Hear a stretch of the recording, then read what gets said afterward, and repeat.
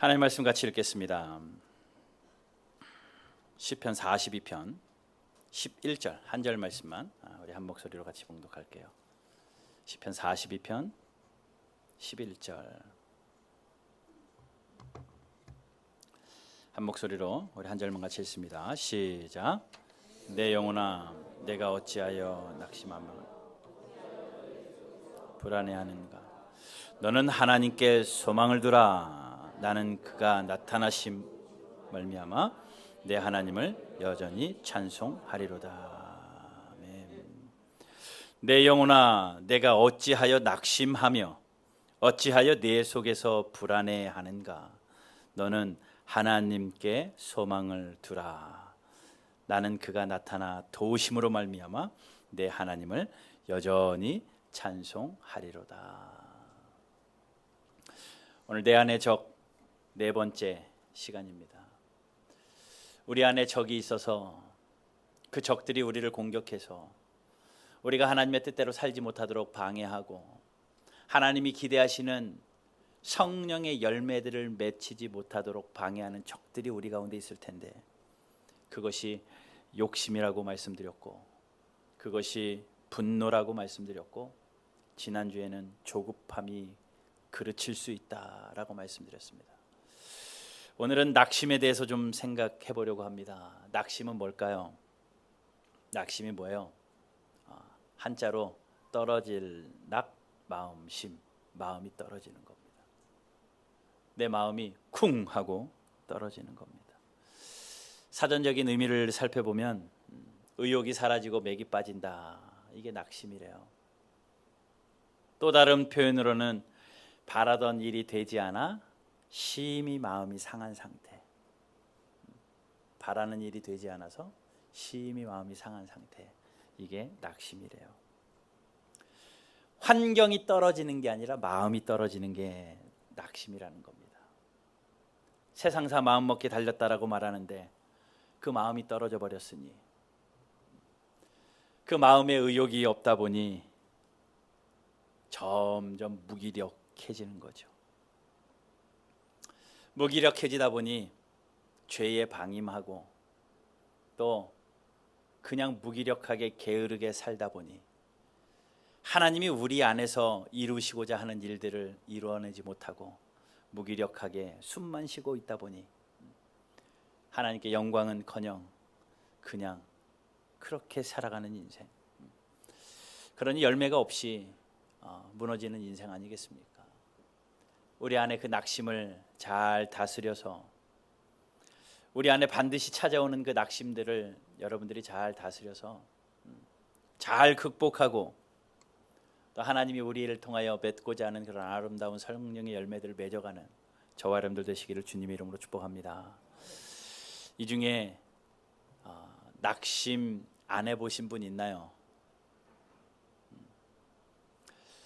저 유아실에 있는 아기들은 낙심 안 했을 것 같아요.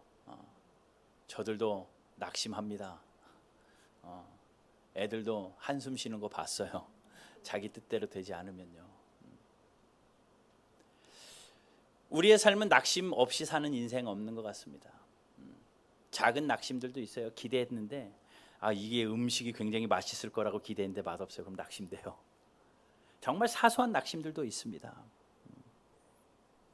그런데 절제정명의 위기스러운 낙심들도 우리에겐 있어요. 사람마다 다르지만 때를 따라 크고 작은 낙심들, 처음에 기대했는데 그 기대가 되지 않아서 낙심하고, 무언가 거절을 당해서 낙심하고, 실패해서 낙심하고, 왜 그런 낙심이 우리에게는 없겠습니까?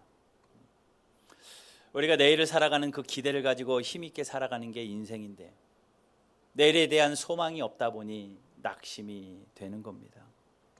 Dream come true 해서 꿈은 이루어진다라고 희망을 가지고 소망을 가지고 살아왔는데, 꿈꾸며 살아왔는데 그 현실은 꿈과 멀어지니 낙심되는 거 아니에요.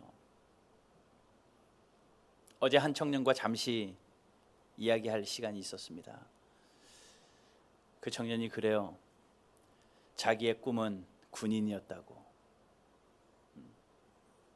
그런데 척추에 문제가 있어서 군대를 면제받았다고. 중고등학교를 다니면서 군인이 되고 싶은 자기의 꿈이 있었는데 육체적인 그 아픔 때문에 군대를 면제당했다고. 그 꿈이 이루어지지 않았다고. 어떤 사람에게는 군대를 가는 것이 그렇게 무거운 짐인데 어떤 사람에게는 그것이 그렇게 큰 낙심이 되기도 한다라는 거예요. 왜 그런 낙심이 없습니까? 내가 결혼하는 상대자가 백마탄 왕자인 줄 알았는데 살다 보니 흑마탄 머슴이라 낙심이 되고, 사업만 하면 무언가 잘 될 거라고 기대하고 사업을 시작했는데 그렇지 않더라는 겁니다. 살아온 날보다 살아갈 날이 많아서 기대 하나 붙들고 살아가고 싶은데 앞날이 까마득해서 낙심이 됩니다. 예수 믿으면 복 받는다고 해서 예수도 믿어봤는데 복 받기는커녕 우리의 삶의 현실은 아무런 변화가 없는 것 같아서 낙심하고, 좀 더 열심히 봉사하고 좀 더 열심히 헌신하고 좀 더 열심히 예배드리고 좀 더 열심히 기도하면 무언가 하나님이 도와주실 거라고 믿고 확신해 왔는데 웬일인지 하나님이 입을 싹 닫고 깜깜무소식으로 계신 것 같으니 낙심이 됩니다. 하나님, 지금 나에게 딱 하나님이 필요해요 라고 기도했는데 찬바람 불 정도로 쌩하게 하나님이 모른 척할 때 우리는 낙심하죠. 하나님이 도우심이 지금 당장 필요합니다. 하나님, 오늘 하나님이 필요하신 겁니다 라고 우리는 이야기했는데 하나님이 도와주시지 않을 때, 하나님 우리가 낮을 때 높여주신다면서요. 그런데 높여주시지 않아요. 하나님 약할 때 강하게 해주신다면서요. 그런 설교 수도 없이 들었습니다. 이제 하나님 그 말씀대로 내 삶에서 일해 주셔야 됩니다 라고 말하는데, 그렇게 기도하는데 그렇지 않더라는 거예요. 그러니 우리의 삶은 가정에서도 사회에서도 직장과 사업에서도 뭐 하나 믿을 것 없이 낙심투성입니다. 교회에 오면 낙심이 없어야 되는데 왜 교회 안에서도 왜 이리 낙심들이 많은지요. 그러고 보면 낙심은 죄는 아닙니다. 낙심이 죄는 아니에요. 낙심했다고 죄 지은 건 아니라는 거죠. 그러나 그 낙심이 우리를 무기력하게 만들어서 죄의 도구로 만들 수 있다는 것은 경계해야 됩니다. 그러니 우리가 낙심을 잘 다스려야 돼요. 오늘은 크게 두 가지로 말씀드릴 겁니다. 낙심이 왜 오는가, 그리고 낙심을 어떻게 다스릴 것인가. 낙심이 왜 생길까? 몇 가지 좀 카테고리를 정리해 봤어요. 그러니까 첫 번째 낙심은요, 우리 육체의 연약함 때문에 내 몸이 연약해지면 낙심이 되더라고요. 힘 있던 내가 갑자기 힘이 없을 때 낙심이 됩니다. 무거운 거 번쩍번쩍 들었는데 아무리 힘을 줘도 그것이 들리지는 않고 내 허리가 꺾이는 것 같을 때 낙심이 올라와요. 젊을 때는 계단도 2칸씩 3칸씩 한 번에 펄쩍펄쩍 뛰어 올랐는데 한 칸 올라가기도 힘들 때 낙심이 됩니다. 예전에는 신호등을 건너면 불이 깜빡깜빡 3초 4초 남았어도 얼마든지 뛰어갈 힘이 있어서 팍 뛰어갔는데 10초 남았는데도 자신이 없을 때, 점점 뛰는 것이 무기력해질 때 낙심이 돼요. 남 얘기가 아니라 제 얘기예요. 벌써 그러면 안 되는데 우리 인혁이 막 계단 3칸 4칸씩 막 뛰어 올라가면서 나도 저랬는데 그래서 절대 못 따라가겠더라고요. 신호등 5초 6초 남으면 그냥 포기하고 다음을 기다리게 됩니다. 뭐 그것은 당연하게 받아들인다고 쳐요. 그런데 우리 몸에 이상이 하나씩 생깁니다. 병이 생깁니다. 또렷하게 잘 보던 눈도 흐릿해서 책을 볼 때 이렇게 봐야 되는 그런 현실이 찾아오니 낙심이 되죠. 건강하다고 자부했던 몸에 병이 생기고 약해지고 힘이 되면 우리네 인생은 낙심될 수밖에 없어요. 어차피 우리 인생 다 그렇게 낡아지고 후퇴하는 것 당연하기 때문에 그 낙심 또한 우리가 버릴 수는 없다라는 겁니다. 또 하나의 낙심의 이유가 있다면 이웃에서 오는 낙심입니다. 이웃으로부터 오는 낙심입니다. 주변 사람들 때문에 낙심된다라는 거예요. 민수기 32장 7절을 한번 같이 읽어볼게요. 앞에 있는데 같이 한번 읽어볼게요. 시작. 너희가 어찌하여 이스라엘 자손에게 낙심하게 하여서 여호와께서 그들에게 주신 땅으로 건너갈 수 없게 하려느냐. 하나님께서 이스라엘 백성들을 가나안 땅으로 인도하실 때에 두 지파 반은요 건너가지 않고 동쪽에 남아있겠다고 이야기를 해요. 우리는 그냥 이곳에 남아있을 터이니 너희들끼리 건너가시오 라고 이야기합니다. 그때 이야기하는 거잖아요. 너희가 함께 출발했으면 함께 끝까지 가야지 왜 너희들은 여기에 남아있겠다고 주저앉아서 너희들끼리 가라고 해가지고 저 사람들까지 낙심하게 만들어서 그 땅에 가지 못하게 만드느냐. 주변 사람들의 그러한 함께하던 사람들이 포기해버릴 때 낙심이 됩니다. 그런데 그 낙심이요 주님이 주신 땅 목적지를 가지 못하게 만들어요. 또 신명기 1장 27절 28절에서는 주변 사람들의 말로 낙심이 됩니다. 같이 읽어봅시다. 시작. 장막 중에서 원망하여 이르기를 여호와께서 우리를 미워하심으로 아모리 족속의 손에 넘겨 멸하시려고 우리를 애굽 땅에서 인도하여 내셨도다. 자 27절 보세요. 뭐라고 이야기합니까? 하나님께서 우리를 애굽에서 이곳으로 인도하신 이유는 우리를 살리기 위함이 아니라 아모리 족속 손에 우리를 넘겨서 우리를 죽이려고 했다. 누가 한 사람이 그런 말도 안 되는 이야기를 하는 거예요. 우리가 여기서 왜 있는 줄 아느냐? 하나님이 그 큰 꿈을 가지고 우리를 인도하여 내신 것 같은데 사실은 우리를 그냥 통째로 잡아가지고 아모리의 손에 넘기려고 했다 라는 소리가 이스라엘 백성들 귀 속에 들렸습니다. 그랬더니 28절 같이 읽습니다. 시작. 우리가 어디로 가랴? 우리의 형제들이 우리를 낙심하여 말하기를 그 백성은 우리보다 장대하며. 그 다음 그 성읍들은 크고 그 성곽은 하늘에 닿으며 우리가 또 거기서 아낙 자손을 보았노라 하는도다 하기로. 무슨 이야기입니까? 그 말 때문에 낙심이 되는 거예요. 우리는 거기 가봐야 안 됩니다. 그들의 성읍은 하늘에 닿았고 그들은 자손은 아낙 자손들이고 굉장히 건장하기 때문에 우리는 그곳에 갈 수 없습니다. 그러한 말들을 하니 낙심이 되어져 버리는 겁니다. 이웃의 협력이 빠질 때에 이웃의 말들로 인하여서 그러니 주변 사람들의 행동과 말 때문에 낙심돼요.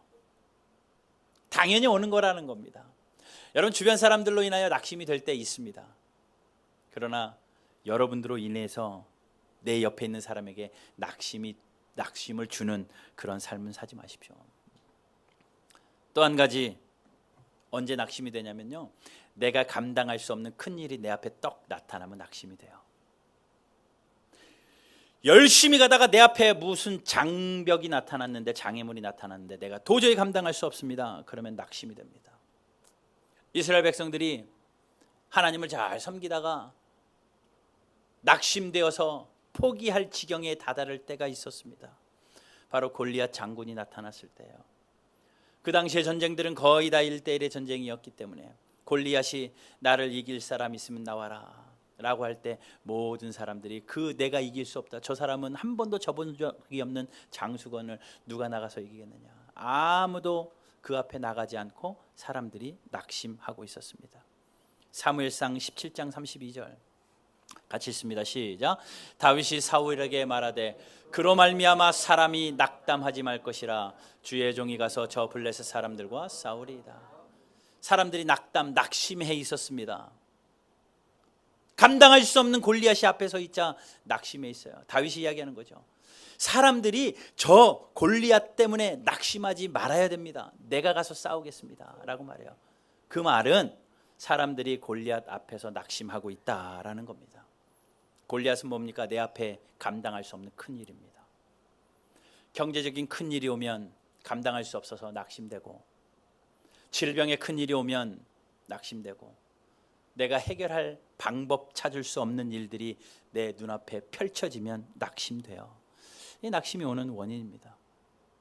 또 한 가지의 낙심, 특별히 그리스도인들에게는 이러한 낙심도 찾아옵니다.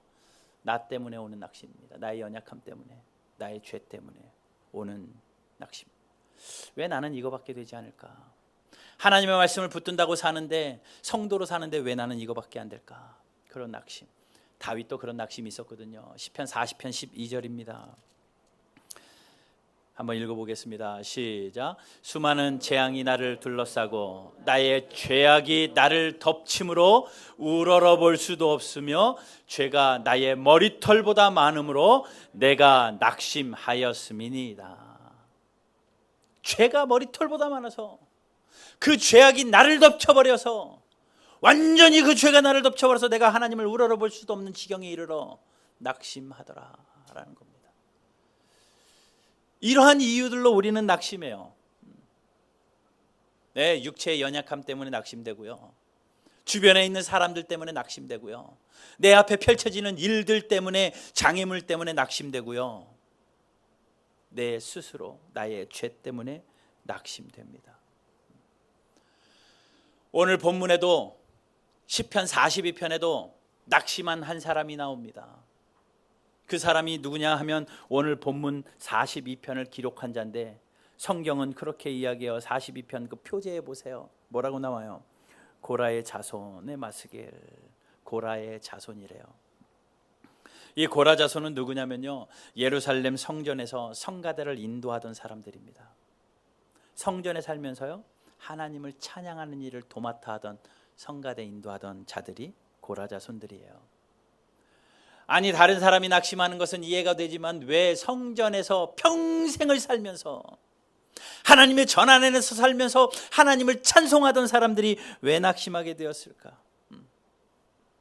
그러나 그의 형편이 어찌 되었는지는 몰라도 아마도 쫓기는 것 같습니다. 더 이상 찬송하는 일을 이어가지 못하기 때문에 낙심했습니다. 오늘 본문 앞에 4절을 한번 보시겠습니까? 42편 4절 보면, 내가 전에 성의를 지키는 무리와 동행하여 기쁨과 감사의 소리를 내며 그들을 하나님의 집으로 인도하였더니, 예전에는 그랬대요. 그랬더니 이제는요, 이제는 이 일을 기억하고 내 마음이 상하도다. 더 이상 그 일을 하지 못하는 것 때문에 상합니다.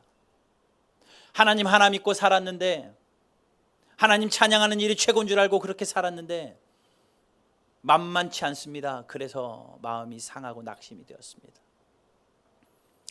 그런데 더 낙심이 되는 것은 주변에 있는 사람들이 손가락질하기 시작해요. 그렇게 하나님을 잘 찬양하더니 하나님 어디 계시냐? 하나님이 나타나셔서 너 좀 도우라고 해라. 3절에서 그렇게 이야기합니다. 사람들이 종일 내게 하는 말이, 내 하나님이 어디 있느냐? 내 하나님이 어디 있느냐? 그때 하나님이 짜잔하고 나타나셔가지고 딱 나를 낙심해서 건져주시고 사람들에게 보란 듯이, 거봐 하나님 여기 계시지 하고 싶은데 그게 안 되는 거예요. 정말 힘들고 어려워도 하나님 하나 믿고, 그래 끝까지 인내하자, 끝까지 참자라고 기도하는데 사람들이 손가락질합니다. 그러면서 하나님이 나타나 도우시면 이게 끝날 거야. 견디고 견뎠는데 안 돼요. 그게 한계가 다다랐습니다. 그래서 낙심합니다. 그래서 오늘 시편 기자는 어느 정도로 자기를 표현해내고 있냐면, 내 눈물이 주야로 내 음식이 되었다.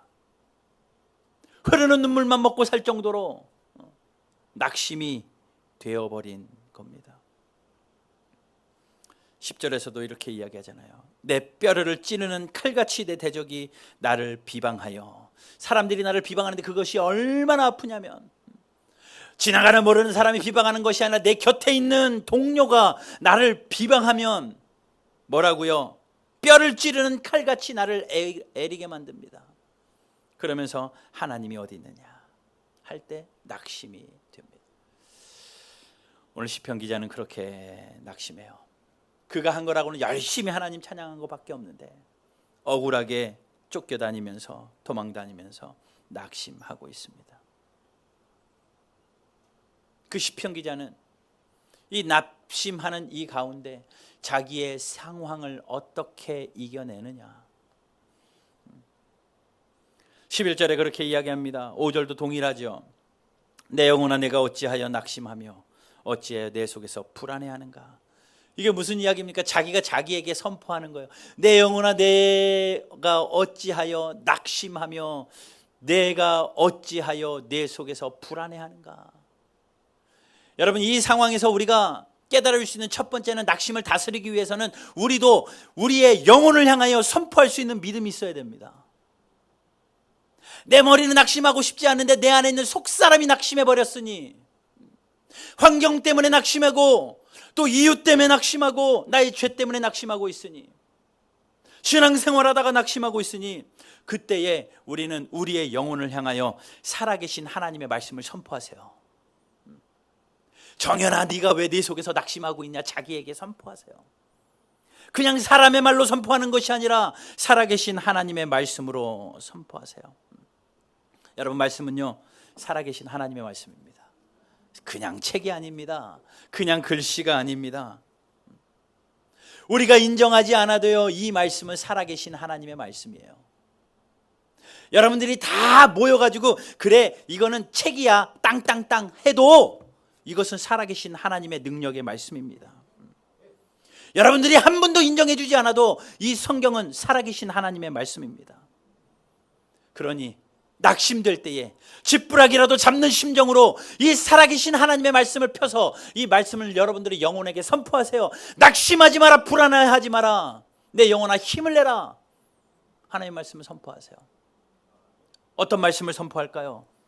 예를 들면 이런 겁니다. 시편 30편 5절 같은 거요. 한번 여러분 낙심되었다면 내 영혼에게 선포하는 마음으로 5절 한번 같이 읽어봅시다. 시작. 그의 노염은 잠깐이요 그의 은총은 평생이로다. 저녁에는 울음이 깃들지라도 아침에는 기쁨이 오리로다. 아멘. 살아계신 하나님의 말씀입니다. 지금 노여움은 잠깐이지만 하나님의 은총은 평생입니다. 지금은 내가 울고 있지만 아침에는 기쁨이 올 것이다. 내 영혼에 선포하시라고요.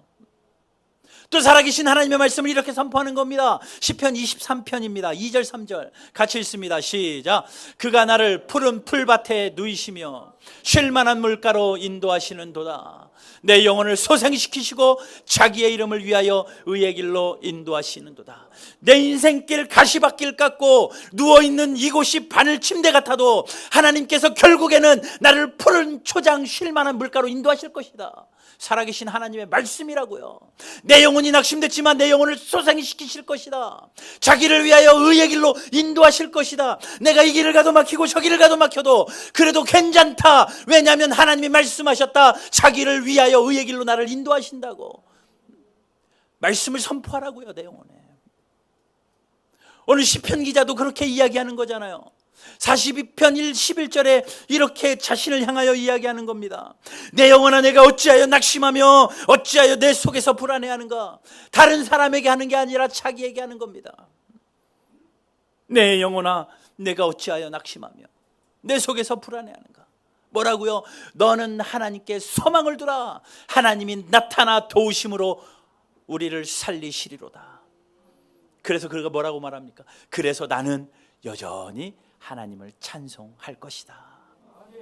하나님을 찬송하는 곳에서 쫓겨나서 낙심했는데 지금 찬송할 수 있는 형편이 하나도 안 되지만 내 속이 불안해하지 않고 낙심하지 않는 것은 하나님께 소망을 두기 때문에 말씀을 선포하는 거예요. 여러분, 성경을 펴십시오. 구석구석에 여러분들의 영혼에게 힘이 되어지는 살아계신 하나님의 능력의 말씀입니다. 이 말씀을 손에 붙들고도 이 말씀의 능력을 경험하지 못한다면 그것만큼 안타까운 것이 없죠. 여러분, 낙심될 때마다 하나님의 말씀들을 적어놓고 그 말씀을 한 구절 한 구절 읽으면서 여러분들 영혼을 향하여 선포하여 낙심을 다스릴 수 있는 지혜가 있게 되기를 주님의 이름으로 축복합니다. 또 한 가지는요, 낙심이 올 때 우리가 해야 되는 방법, 옆에 영적인 친구를 두세요. 믿음의 동역자가 있어야 됩니다. 올해 우리의 표현은 서로 돌아보아 사랑과 선행을 격려하는, 그것이 우리의 표현입니다. 신앙의 동지, 믿음의 동역자 말입니다. 우리는요, 혼자 살도록 지어진 인생이 아닙니다. 하나님이 함께 살도록 만드셨습니다. 그러니 우리는 함께 살아야 되고 공동체가 필요합니다.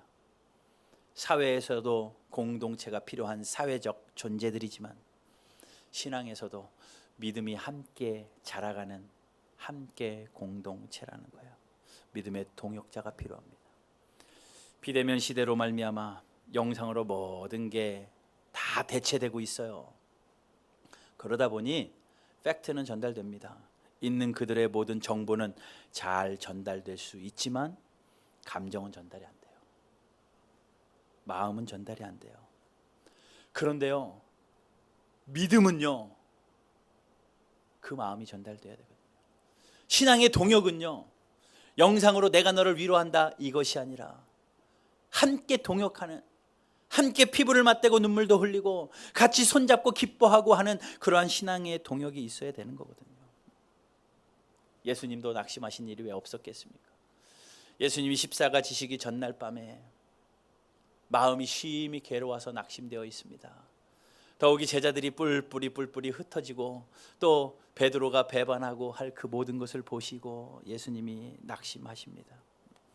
사탄이 계속 그 낙심을 그 마음속에 두어서 포기하게 만들지만 예수님께서는 그것을 다스리기 위하여 제자들을 데리고 다른 곳으로 가셔요. 제자들을 데리고 마태복음 26장 한번 가볼게요. 마태복음 26장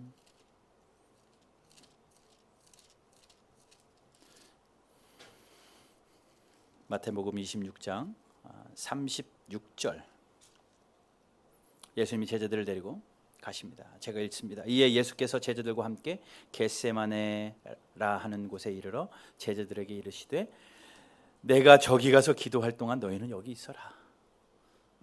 예수님이 그렇게 제자들을 데려갑니다. 마음이 괴롭고 낙심되었을 때 데려가서 내가 저기 가서 기도하고 올 테니까 너희들 여기 있어라. 그리고 3명만 따로 불러냅니다. 누구요? 베드로와 세베대의 두 아들 야고보와 요한이죠. 그 셋만 불러내시고 예수님이 따로 데리고 가십니다. 37절에 이렇게 이야기해요. 베드로가 세베대의 두 아들을 데리고 가실새 고민하고 슬퍼하사 38절은 같이 읽어봅시다. 시작. 이에 말씀하시되 내 마음이 매우 고민하여 죽게 되었으니 너희는 여기 머물러 나와 함께 깨어있으라 하시고, 예수님이 너무 고민되어서 죽게 되었고 마음이 심히 괴롭고 낙심되었을 때에 베드로와 세베대의 두 아들을 데리고 야고보와 요한을 데리고 제자들은 이곳에 있으라고 그 셋은 또 특별히 옆에 챙기시고 한적한 곳에 기도하는 곳에 가셔서 내가 너무 힘들다. 여기서 나와 함께 깨어 있어다오. 믿음의 동역자들 옆에 붙여요. 여러분 그게 힘입니다. 여러분들에게 있는 옆에 있는 사람들이 나에게 힘이고요. 또 어떻게 보면 누군가가 여러분들이 힘이 되어줘야 돼요. 여러분 이 믿음의 동역자들, 믿음의 동지들, 하나님께서 내가 낙심될 때 그 낙심을 다스리라고 주신 선물입니다.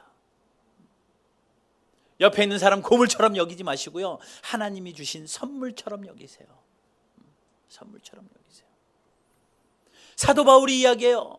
사도 바울이 옥에 갇혀서 낙심되어 있을 때에 고린도서 5장 7장 5절 한번 보세요. 고린도후서 7장 5절 같이 읽어보겠습니다.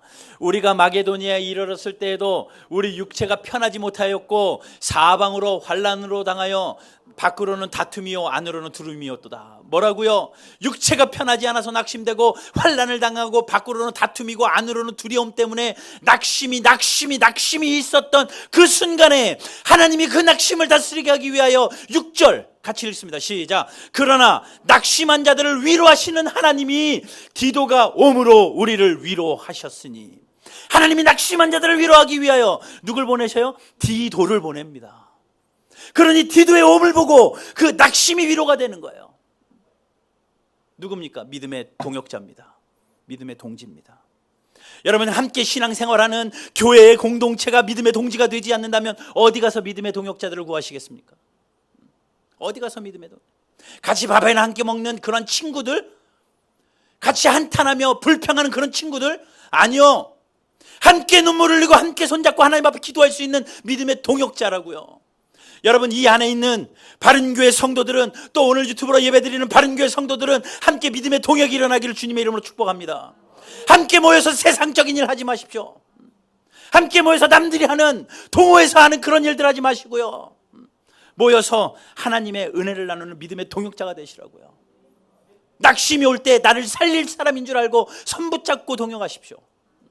서로 돌아보아 사랑과 선행이 격려되어지는 저와 여러분들 되시기를 주님의 이름으로 축복합니다. 바울과 그 일행이 위로가 필요할 때에, 그들이 낙심되었을 때에 하나님은 디도라는 편지를 보내셔서 그들을 위로하셨어요. 옆 사람 한번 보세요. 하나님이 위로하라고 보내신 편지입니다. 당신은 나의 편지십니다. 자, 고백하세요. 시작. 전혀 아닌 것 같아요. 아니요, 진짜 그래요. 부부가 그렇고 형제가 그렇고 믿음의 동역자들이 그렇고 우리가 낙심할 때에 나를 위로하도록 주신 편지입니다. 그런 서로 위로가 되어지는, 하나님이 낙심하게 할 때에 나를 살리는 그런 은혜가 저와 여러분들 가운데 있기를 주님의 이름으로 축복합니다. 마지막 한 가지, 제일 중요한 겁니다. 사람이 낙심하는 가장 큰 이유는요, 자꾸 변하는 것 때문에 낙심하거든요. 내 육체가 변하니까 낙심되고, 내 환경이 변하니까 낙심되고, 내 경제 상황이 변하니까 낙심되고, 주변에 있는데 사람들이 변하니까 낙심되는 거예요. 그러니 낙심을 다스리려면요, 낙심될 때에 변하지 않는 것에 초점을 두는 겁니다. 낙심될 때에 변하는 거 보면 계속 낙심돼요. 그때에 변하지 않는 거 쳐다봐야 된다고요. 천지가 변해도, 금수강산이 변해도 변하지 않는 것은 하나님 한 분밖에 없습니다. 나를 향한 하나님의 사랑은 변하지 않아요. 우리가 변해서 문제지, 우리가 시도 때도 없이 변하지, 하나님은 우리를 향한 사랑 한 번도 변하신 적 없습니다.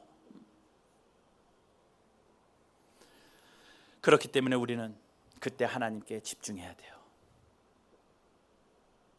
사람들이 골리앗 때문에 낙심했을 때 다윗이 이야기했잖아요. 저 골리앗 때문에 사람들을 낙심하지 마십시오. 내가 가서 싸우겠습니다. 그가 그 앞에 가서 골리앗 봤으면 또 낙심되겠지만 변하지 않는 하나님을 봤습니다. 예, 하나님은 예전에 나와 함께 하셨던 하나님입니다. 내가 양을 지킬 때 곰으로부터 우리를 보호하셨고 이리로부터 우리를 보호하셨고, 하나님이 그때에 나를 그렇게 보호하셨는데 저같이 저 앞에 서 있는 골리앗까지 것, 하나님을 바라보니 문제가 되지 않습니다. 변하지 않는 하나님을 묵상하고 하나님을 바라봐요. 그러니 그 낙심의 상황에서 이겨낼 수 있었던 겁니다. 오늘 시편 기자도 이야기하잖아요. 11절에서 이렇게 이야기합니다. 42편 11절, 내 영혼아 내가 어찌하여 낙심하며 내가 어찌하여 속에서 불안하는가. 너는 어디에 소망을 둬요? 하나님께 소망을 두라. 변하지 않는 하나님을 바라보라라는 겁니다. 한 번도 변하신 적 없는 하나님의 계획을 바라보고, 우리를 향하여 한 번도 취소하지 않고 변질되지 않는 하나님의 사랑을 바라보라라는 거예요. 나를 살리신 그 십자가를 바라보라는 겁니다. 마지막으로 히브리서 12장 3절 말씀 한 군데 읽어볼게요. 같이 읽습니다. 시작. 너희가 피곤하여 낙심하지 않기 위하여 죄인들을 이같이 자기에게 거역한 일을 참으신 이를 생각하라. 뭐라고요? 피곤하여 낙심하지 않기 위해서는 누굴 생각하라고요? 죄인들을 살리시기 위하여, 우리를 위하여 참고 계시는 그 예수 그리스도를 생각하라. 하나님을 바라보고 지금도 나를 위하여 하나님 우편에서 중보하시는 예수 그리스도를 기억하고 하나님 앞에 집중하여 하나님께 소망을 둠으로 말미암아 그 하나님 앞에 여전히 믿음의 생활들을 든든히 해나가는 저와 여러분들 되시기를 주님의 이름으로 축복합니다. 그래요, 이런 말씀 들으면 힘이 돼요. 그런데 이상하리만치 꼼짝할 수가 없습니다. 꼼짝할 수가 없습니다. 하나님이 우리를 꼼짝 못하게 붙들어 놓으신 것 같아요. 내 육체도 꼼짝 못하게 가둬 놓으신 것 같고, 경제 생활도, 직장의 일도, 사업의 일도, 내 주변에 나는 모든 일들이 내가 어떻게 할 수 없이 꼼짝없이 가둬놔서 말씀의 힘을 얻으려고 하는데 그 꼼짝할 수 없는 그때에 자꾸 우리는 또 낙심이 된다는 거죠. 인혁이가 어렸을 때요, 한 3살 됐을 것 같아요. 이빨이 3살 때 이빨 나나요? 4살이었나? 이가 썩었어요. 그래서 치료하러 갔습니다. 치료하러 가는데 애기잖아요. 근데 의사 선생님이 이거 좀 해야 된대. 근데 이게 잉 소리가 커요. 그러니까 애가 기겁을 합니다. 기구들로 이렇게 붙잡으니까 애가 더 겁을 먹어가지고 의사가 불러요. 부모님 들어오세요. 엄마 눈앞에 놔두고 저보고는 요거 얘 치료하는 동안에 다른 기계로 하면 애가 겁먹으니까 아빠가 좀 머리를 꽉 붙들고 계세요. 그래서 제가 머리를 꼼짝도 못하게, 왜 움직이면 다치거든요. 꼼짝도 못해. 애가 자지러지게 울죠. 기억하는지 모르겠는데 그 치과가요 빨간 문이었습니다. 그 다음에 그 지나갈 때 빨간 문을 지금도 기억하니? 지금도 기억 안 돼요. 빨간 문만 보면 무섭대. 이거 4살 때인데 그게 얼마나 충격이었는지 빨간 문을 지금도 기억한대잖아요. 그 앞에 빨간 문만 지나보면 그때 그 공포가 떠오르는 거예요. 근데 저는요 그때 한 게 뭐 있냐면요, 엄마는 앞에서 인혁아 괜찮아 손 붙잡고 이렇게 달래주고 있고 저는 꼼짝도 못하게 머리 붙들고 있었어요. 흔들지 못하게, 꼼짝도 못하게. 움직이면 다쳐요. 나중에는 제 팔이 아플 정도로 꽉 잡았더라고요. 그럴 때 있어요 하나님이. 한물 움직이면 다치니까 하나님 꼼짝도 못하게 여러분들 붙들 때가 있습니다. 움직여 보십시오. 안 움직여져요. 이길 수가 없거든요. 하나님의 여러분들의 경제 상황 꼼짝없이 붙잡을 때는요 아무것도 못해요. 하나님 바라봐야 돼요.